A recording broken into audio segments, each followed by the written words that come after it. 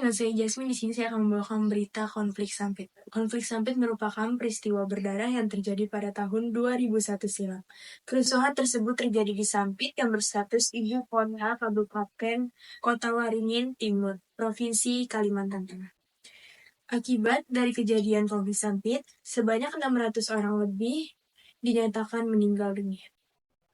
Selain itu, konflik ini meluas ke ibu kota Kalimantan Tengah yang menyebabkan sebagian orang mengungsi. Dan saya akan serahkan kepada Intania sebagai reporter lapangan.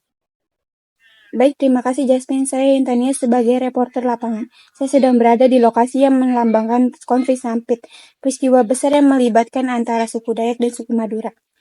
Konflik ini meninggalkan luka mendalam, namun sudah banyak upaya penyelesaian yang mulai dilakukan.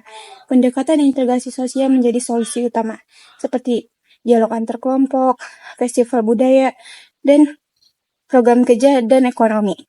Hal-hal ini dilakukan untuk membangun kembali hubungan harmonis di masyarakat. Nah, kita akan bicara kepada pihak pendatang dan pihak pemerintah untuk tahu lebih lanjut tentang konflik ini. Halo, saya Abra Kailazar sebagai saksi hidup Madura. Saya sangat menjaga diri saya dengan sangat ketat. Semua orang wajib membawa senjata untuk saling melindungi. Ada cerita tentang suku Dayak yang memiliki kekuatan spiritual kuat. Kepala adatnya dikabarkan tidak makan dan minum selama 10 tahun. Itu untuk mendapatkan ilmu terbang dan penciuman. Saya sendiri pernah melihat makhluk aneh seperti burung di tiang listrik yang dianggap gaib. Saya juga mendengar tentang Dayak yang berusia 12 tahun yang sangat kejam. Ia mencabut jantung korbannya dan memakannya untuk menambah kekuatan. Orang Madura sering bersembunyi di tong atau di tempat air untuk menghindari bahaya. Anak-anak bahkan disembunyikan di atas plafon. Saya pernah mendengar suara yang sangat keras hingga membuat telinga saya hampir pecah. Bahkan ada yang putus. Luka kecil dari pedang pun bisa sangat berbahaya. Sekian, terima kasih. Jadi waktu itu saya lagi kerja bakti bersih karangan rumah, tiba-tiba ada kepulan asap hitam dari arah selatan yang gak jauh dari rumah saya. Langsung aja saya datang ke lokasi kebakaran itu. Belum sampai lokasi, banyak warga pada bilang, belok pak, belok, ada kerusuhan. Waktu itu saya lihat kepala orang pada dipenggalin sampai copot dari badannya. Darah pada ngalir di mana-mana. Kerusuhan itu gak terjadi Sampit doang, tapi merembet ke daerah Kalimantan Tengah. Banyak juga pria asal Dayak ngelakuin ritual-ritual pemanggilan roh. Saya Selvia Auliani sebagai tokoh masyarakat. Jadi di sini saya akan menjelaskan bagaimana sih berakhirnya konflik Sampit pada saat itu.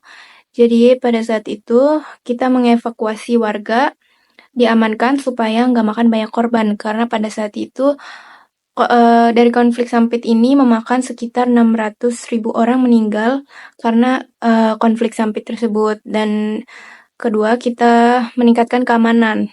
Jadi polisi dan tentara ikut serta dalam kerusuhan Sampit ini. Itu tuh untuk meningkatkan keamanan. Jadi sekitar 4.000 sampai 5.000 aparat kepolisian maupun TNI turun untuk memberhentikan kerusuhan Sampit pada saat itu. Nah, ternyata di balik kerusuhan ini ada dalangnya dan aparat kepolisian menangkap dalang dari kerusuhan tersebut atau sumber penyebab dari kerusuhan ini. Jadi kepolisian menangkap dalang tersebut dan dalang tersebut itu memprovokator orang-orang agar terjadinya kerusuhan antara suku Dayak dan suku Madura ini. Setelah berakhirnya konflik Sampit ini, akhirnya kepala suku dari suku Dayak dan Madura bertemu itu untuk membuat perjanjian damai antara suku Dayak dan Madura. Fungsinya itu untuk memperingati berakhirnya konflik Sampit agar tidak terjadi perselisihan besar atau biar nggak terjadi perselisihan besar lagi antara sesama suku. Nah, setelah berakhir, akhirnya kepala suku Dayak dan Madura memutuskan untuk bertemu dan membuat perjanjian damai. Fungsi dari perjanjian tersebut itu agar tidak terjadi perselisihan antara suku Dayak dan suku Madura. Dan gunanya itu juga untuk memperingati berakhirnya konflik Sampit itu agar tidak terjadi lagi. Agar tidak terjadi perselisihan besar antara suku Dayak dan Madura. Maka hasil perdamaian dari kedua suku tersebut dibuatkanlah Tugu Perdamaian di Sampit dari suku Dayak dan Madura. Jadi berikut penyelesaian dari kerusuhan Sampit pada saat itu. Terima kasih.